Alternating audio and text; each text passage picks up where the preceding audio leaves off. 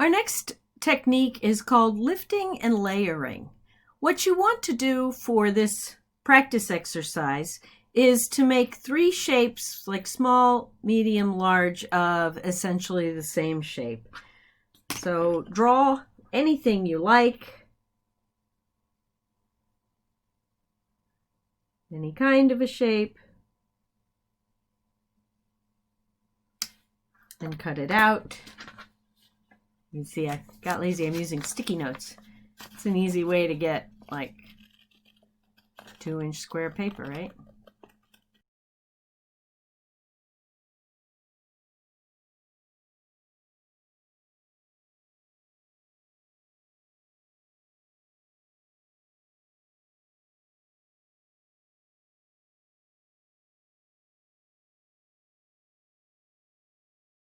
Just a quick reminder here, when you have some kind of a V shape to cut in, always cut across it and then go back and cut toward that inside corner, like that.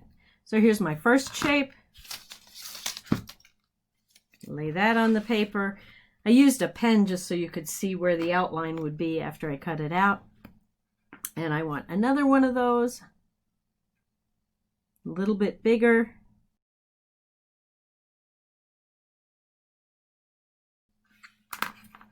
And cut that out.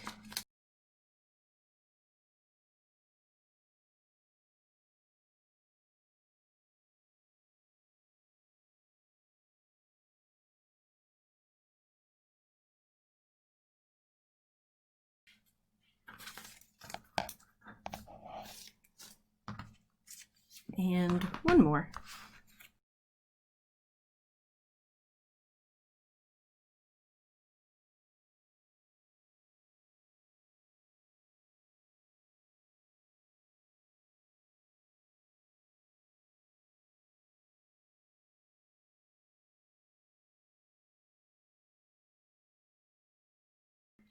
So now I have 3 pieces that you can see.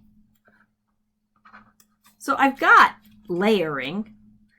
If I was doing this for real, I would not make those outside outlines with ink where everybody could see the outlines. I would probably use pencil or something that I could clean up.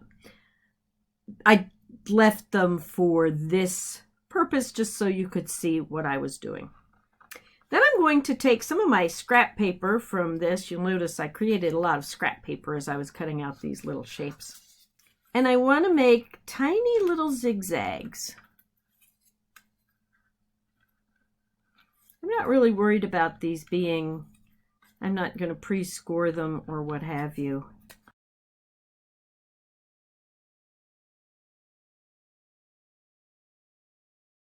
Okay, so I took that scrap and I did like a pleated fan fold. Now, these little things are going to get away from you. So, put something there so that when they kind of shoot off the end, it doesn't disappear.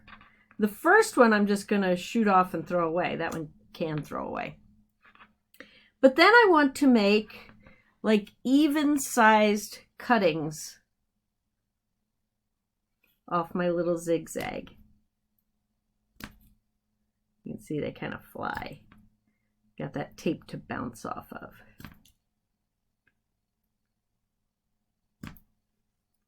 Okay. So if it's lifting and layering, I want to take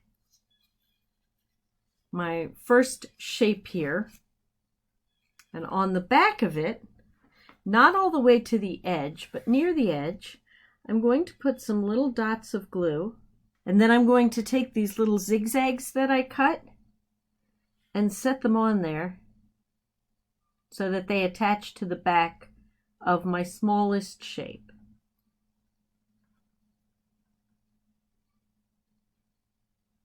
Talk about your small motor skills here. There we go.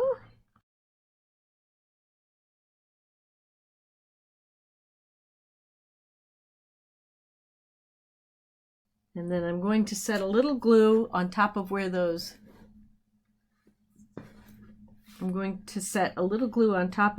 zigzags are.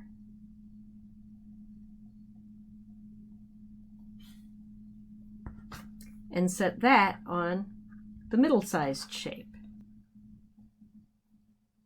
Then I'm going to turn that whole thing over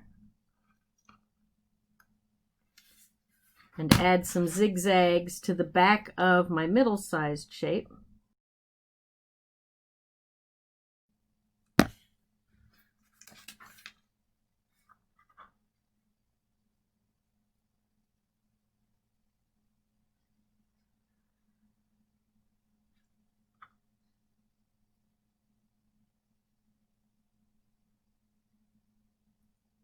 I don't want it too near the edge. I don't want my little zigzags sticking out and showing.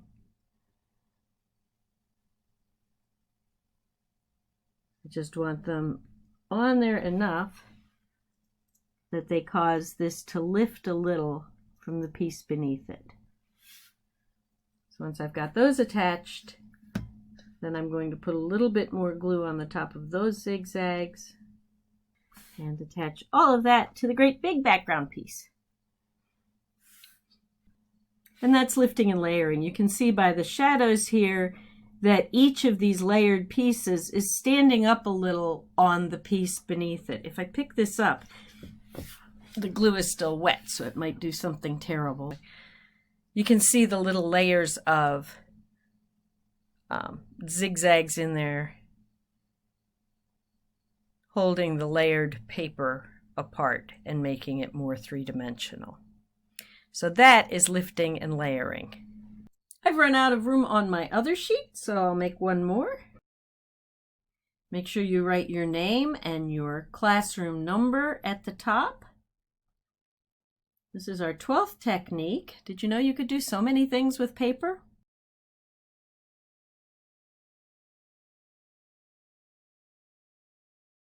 Lifting and layering. I'm going to bring my little example here and little glue dots on the back. And there we go. Whoops. There we go.